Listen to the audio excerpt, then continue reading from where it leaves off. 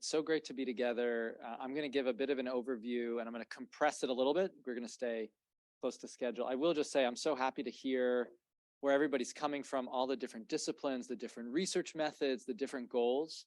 And we've been doing these training courses for almost 10 years now. We've also been having BITS meetings for about 10 years. And one of the unique things about the community is just how diverse it is intellectually.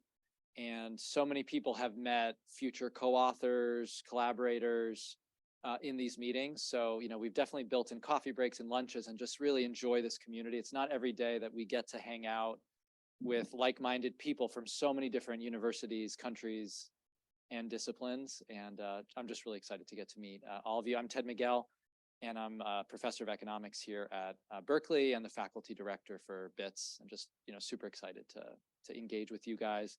I'll give my, favorite TV show. Someone said Ted Lasso. We have to watch things that my teenagers also like, and that sort of has the sweet spot of things that everybody in the family likes. And then someone said ramen, so I just have to go with ramen too. So I'm going to talk a little bit about the scientific ethos and transparency. And again, this is my background. I'm a development economist. I work across a couple different areas within development, political economy, health, climate. I mainly focus on African economic development. And in the last few years, I've started working on aging, and a couple of my collaborators are here. And it's just a really, I think, exciting evolution of the training course where a lot of the topics and the tools and the lessons are really general across the social sciences and even into the health sciences that we're going to be doing. But there is going to be this thread throughout the next few days going back to aging and health disparities. So I think there is going to be that kind of coherence in topics that many of you kind of have interest in that area. But even for those that may not directly be working on aging or health disparities, I think a lot of the applications to health data are really going to still be really exciting and useful for you, and you can apply them in your own fields. Okay, so Grace had put up this diagram with just different issues that we're going to be focusing on. You're going to see in the different talks in the next few days, we're going to touch on pre-analysis plans, pre-registration, version control, dynamic documents, et cetera. We're going to highlight a couple cool new tools as well. So there are going to be some shorter talks. So, again, the hope is you're going to get exposure to a lot of these topics, but we're going to go into detail on some of them. The kind of culture at the BITS meetings is really very interactive. So just raise your hand. I know in different fields, there's different norms. In my own field of economics, people aren't shy. People are always interrupting each other. So, feel free to raise your hand, disagree, agree, just bring in your own perspective. And that's really what's going to make this, I think, really, really fun and exciting. Again, we'll get through a lot of these in the next few days. So what I want to do, and I'll take about half an hour today, but feel free to interrupt and jump in, is give a bit of background on scientific norms, research norms. These are things that in our graduate programs usually aren't explicitly taught. They're definitely not taught explicitly in economics. There may be some fields where they're taught more than others, but in general, we're not taught what our values should be as researchers. People absorb that culture, they absorb those norms in their field, and there's somewhat different norms across disciplines. But we don't really go down to the basics and say what should drive us. I think it's pretty nice to start with this because we really are coming from a lot of different disciplines, but there are some principles about research that tie us all together. And so I'm going to talk about what are called Mertonian norms. These were articulated by Merton in the 1940s, so they're pretty old, but his goal, even in the 1940s, was to articulate what he saw as the core of the scientific ethos, even going back centuries. He was trying to distill it down to key ideas and principles. And Robert Merton was a very famous sociologist, so he was really thinking about how our behavior is embedded in social institutions and structures, including us as researchers. And he says these are norms that are not just meant to be thought to be efficient or good for producing science. They are thought to be good for producing science, yes, but they're also there's a kind of moral, ethical sort of foundation to them as well. So these are the 4 core values, and I'll go through them and give you a sense of what Merton meant. And again, these are, not just like Merton came up with them from nowhere. They're deeper. One is universalism, communality, disinterestedness, and organized skepticism. So I'll go through these, one after another. And, you could kind of go back to where these come from. And there have been scholars thinking about where the modern research university comes from. Where does modern research culture come from? And people have traced them back to certain aspects of monastic, kind of medieval monastic culture in Europe, where there was a culture of scholarship. And of course, there are some differences just because monastic culture was focused a lot on religious scholarship, but there's certain elements of continuity even back centuries. Beyond those principles, in the next few days and in general, when you think about open science, and you think about research transparency, we could step back and take an even broader view of what the right way is to do research. So, there are issues around human subjects protection that are really central to a lot of our work. I'm not going to focus on those directly in this talk, but these are issues that are going to come up and are obviously critical when we think about what it means to be an ethical researcher. Other areas that go beyond Merton's norms are the appropriate behavior on research teams, the appropriate behavior when interacting with other scholars at conferences or meetings like this. And then, obviously, there's just some, blatantly unethical practices that are important, like fraud. Okay, so I'm not going to talk as much about those, but those are critical too to our conception of ethical research. So let me start with universalism, the first principle that Merton articulates. And I have some quotes here in italics. So, the fundamental point about universalism is that the acceptance of a scientific claim does not depend on the personal attributes of the scientist. It depends on the science. It depends on the data, the mathematical proof, et cetera. It isn't inherent to one's, person. These are impersonal. The science stands on its own. And, the point here is, actually, one of the things Merton emphasizes is in certain types of societies where different individuals have higher or lower social standing, certain types of individuals may not be respected or have rights, that puts that society really in tension with core scientific practices. Because regardless of who you are, if you have a great idea or you have a mathematical proof, that proof is right regardless of who you are. The data that you analyze has something important to say regardless of your identity. It doesn't matter, if I'm tall or short or my demographic background to make a point. So, Merton makes this link, and in fact, it's even in I think, the subtitle of this article, that there's a link between democracy and democratic societies and scientific progress. Because democratic and open societies would bring all voices to the table, hopefully, or more voices to the table to contribute to science. So I'm going to give an example where universalism failed or almost failed, and it's from here at Berkeley. And this is a photo of David Blackwell. David Blackwell was a very famous mathematician. He was the first African-American brought into the National Academy of Sciences in the United States. A lot of the work he did in applied statistics, game theory, et cetera, we use all the time as social scientists, even if we don't know who David Blackwell was. David Blackwell was African-American. He was a math prodigy in his teens, and he actually, finished his university degree in Illinois at, I think, age 15, something like that.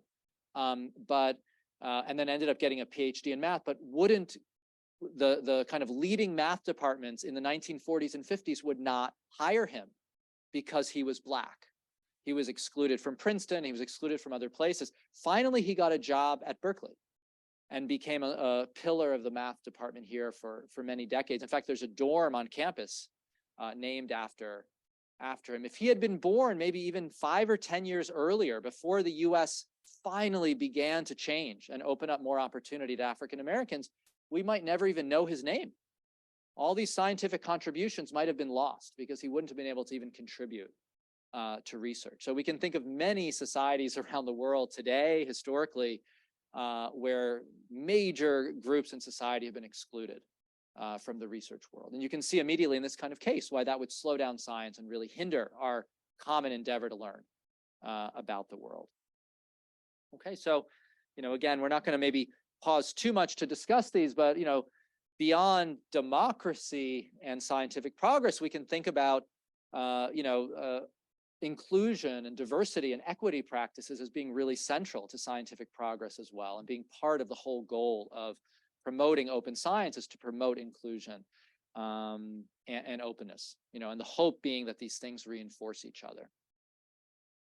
Okay, so that was the first principle. The second one is communality. And the idea here is when we make a breakthrough, when we write that mathematical proof or we generate new data that has something to say about society, that data and those results belong to the scientific community, that the endeavor is a communal endeavor. We learn from others and we build on the work of so many others before us, and then we put our knowledge back into that pool so other people can contribute. So, they say here that open sharing of scientific knowledge is really, the norm. Secrecy is the antithesis of the norm, that we need open communication to have scientific progress. And actually here, Merton writes that, elements of our capitalist society with private property and intellectual property rights are really antithetical to the purest version of this norm. When there's a Silicon Valley company or a pharmaceutical company that's developing some new innovation, some new technology, some new code, and they're not sharing it with everybody else,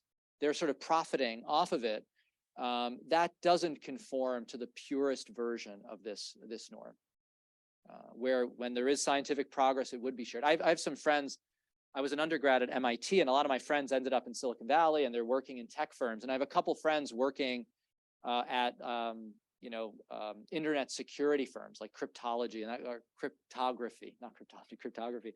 And they say, oh, academics are way behind what the private sector is doing because they won't share what they're doing in those Silicon Valley firms with, the CS departments here. That does not conform to this norm.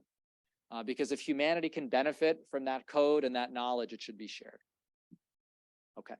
The third principle, disinterestedness. So again, for people who are, not native English speakers, you look at a word like this and it's a pretty awful looking word, but it means really kind of impartiality. Really not doing the science or writing up your findings in a way to benefit yourself personally, but writing them up in a way to be even-handed and balanced.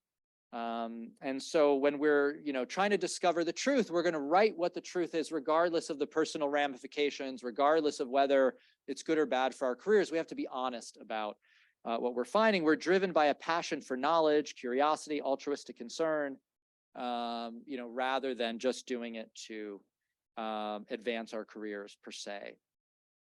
So, Merton says this is an important part of the scientific ethos. The fourth principle is organized skepticism. So this is pretty important, very closely tied to principles of open science and research transparency, which is we only really know that the science is right because other people can scrutinize it. I can make whatever claim I want. I can say I've proved some math theorem and say I have a proof. That isn't enough. The rest of the scientific community has to go through that proof. I can claim I have certain types of data or results, but the rest of the community has to verify that. They have to check my code. They have to get their hands on the data. If other people can't verify what's going on, it's not really shown scientifically. So, peer review is part of this. The whole journal process is part of this. All these institutions have been built up to make sure you can't just claim whatever you want. It has to be verified by the rest of the community. And so, science is subject to the exacting scrutiny of fellow experts. There's rigorous policing. The last quote here I really like, which is, the scientific investigator does not preserve the cleavage between the sacred and the profane. So sounds a little bit old-fashioned, but the idea here is you'll go where the science takes you. If something's true, it's true. If it's not true, it's not. And even if we have to sort of, go against conventional wisdom, we have to go against accepted views, we have to do that. That's our job, if that's what the truth is.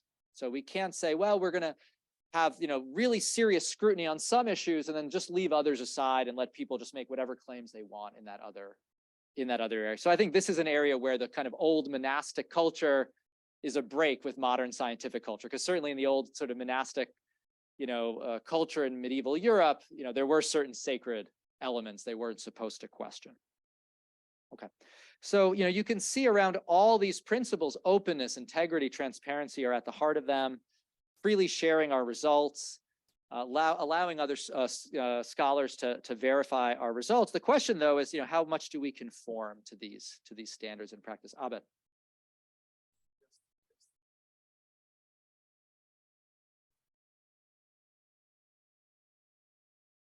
Yeah, so let's see. I'm gonna go to see what people think, how much other fields comply. That's exactly going to be the next step.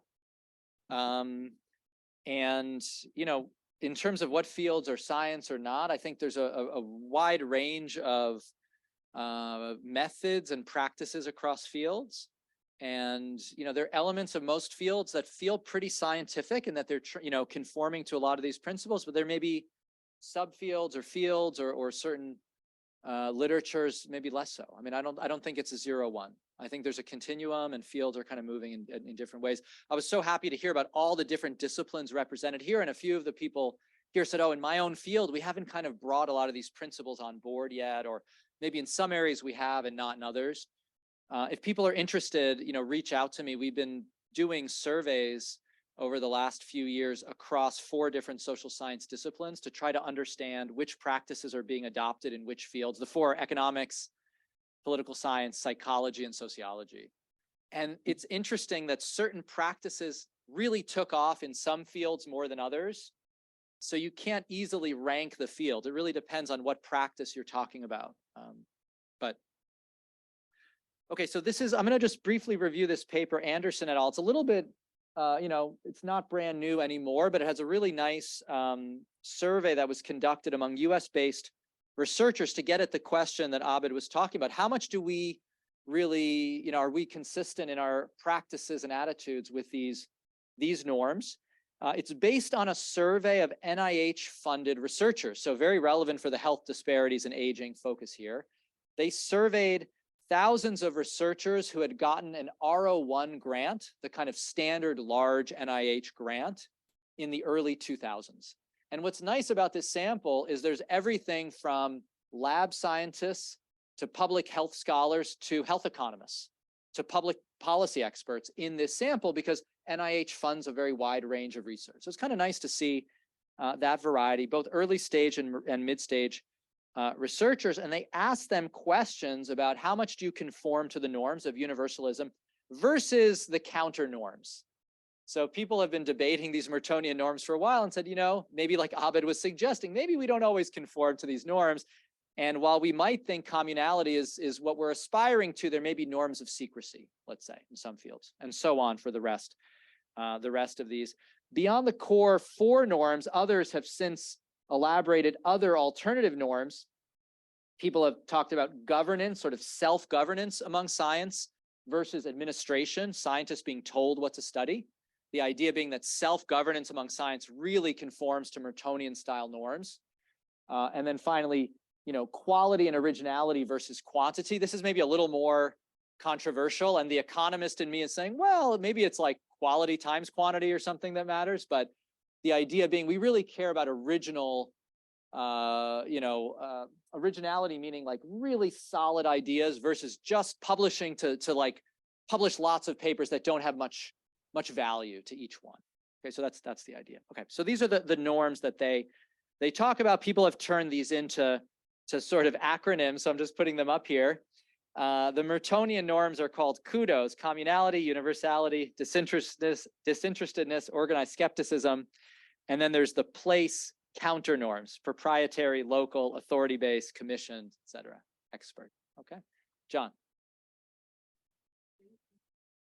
Of course.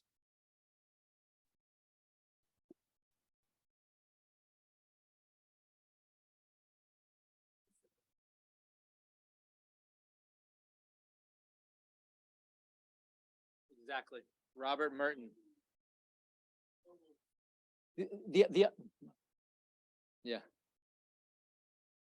Yeah. So in this kind of Ziman piece, they discuss this sort of norms and counter norms, and there's been other literature saying, this may be what we aspire to, but how often are we really in our fields do we look more like these alternative counter norms? So no one has been writing, oh, the counter norms are good and what we should aspire to, but there's a feeling that maybe we don't comply with the Mertonian norms here.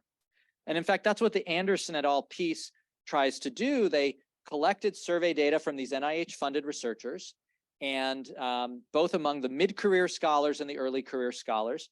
And they asked them 3 sets of questions. And each set asked about how much do you believe in the norms or the counter norms across all these different combinations. The first one is what they call subscription. Do you subscribe to the norms? Do you kind of believe in the norms? The second set is how much does your own behavior conform to these norms? And then the third one is how much do you think others' behavior is sort of consistent with the norms? So you can see the light gray there is believing, supporting the norms. The medium gray is mixed. When people answered questions, they might say, well, I kind of believe in the organized skepticism part, but not the communality or something like that. They were kind of mixed. And then the very dark gray or the black there is supporting the counter norms. And what you can see is in terms of what people believe in, when you ask them as researchers, 90 or so percent, whether early or mid-career, say, yeah, I believe in these norms. These seem like the right norms for science. So that's the starting point. So this notion that scientists have a set of norms that we kind of believe in, it looks like people believe these are the right norms. But then they ask, what about your own behavior? And here it starts looking a little more mixed. About 70% of scholars say, yeah, my own behavior follows the norms. Another 20 or 30% say it's kind of mixed. And then there's about 10% there, they're like, no, I definitely don't follow these norms. And again, it could depend on the field, but it's a little more mixed. It doesn't look quite as optimistic. There's a bit of an interesting difference between mid-career and early career, where it looks like the early career scholars are maybe a little bit less like, oh, I'm not really conforming to these norms. Maybe it's the pressures of tenure, maybe it's something else, but or cohort effects. Then they're asked about others. And so this gets to Abid's view. When you ask others what happens. Now, in my own field of development economics, we very often do ask sensitive questions, not about yourself, but what do you think others do? So the classic example in economics, and I think in comparative politics too, is when we ask questions about corruption, where let's say it's illegal to pay a bribe, but we need to know what corruption rates look like in a country. We don't ask people in a firm, did you pay a bribe yesterday? Because it's illegal under their law to admit to us that they paid a bribe. But what we do in development economics is we say, think of a firm a lot like your firm in this city, in this sector, in the last month. Would a firm like that have paid a bribe?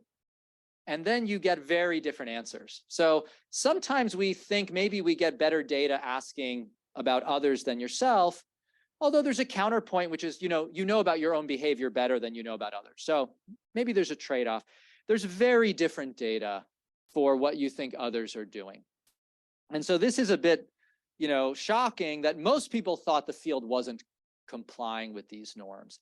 And in the early days of BITS and early days of the Center for Open Science and the group there, and a few of the groups in the social sciences that about 10, 11 years ago, we all kind of were forming our initiatives and we all found each other and we set up a couple meetings like this across disciplines.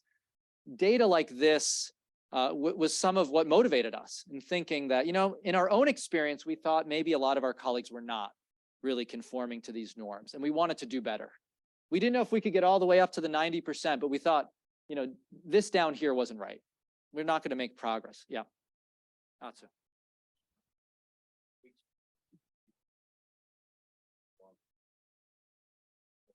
They do. And so in that study, and I don't have it up here, they go into more of the details about which ones. And I think it varies by field. And even today, different fields have different norms around different practices. Okay. So, what Merton says is this creates normative dissonance. Scholars want to follow these principles. We think they're good for science. We think they're right, but we don't think most people are doing them. And sometimes people thought, to be successful in the field, you can't follow these norms. And again, that was part of the motivation for BITS and COS and a lot of the efforts to change norms to really move us all along together, move the field together, create new incentives, create new institutions to change these processes. So I won't get into all the details of the Anderson et al. They did find some interesting sub-variation that was interesting. Researchers at for-profit organizations, even in terms of their own practices, really said, no, we're not following these norms. And again, you could imagine if I'm working for a pharmaceutical company and I'm getting federal money, like I'm developing a patent. I don't want to share this IP. I mean, like directly violating some of these norms. There were some smaller differences by gender and depending on the institution of the PhD, but those were kind of smaller overall. So the view here is there was a lot of strain, or there is a lot of strain between people's values and their practices. And our hope is that, again, the changes in the last 10, 15 years will start to change that. I mentioned before how we've been running surveys. We've even seen over the last decade big changes in the use of open science practices. So things really have changed and are changing. The world isn't like the world of Anderson et al., but there's still a long way to go. And it depends on the field, depends on the practice.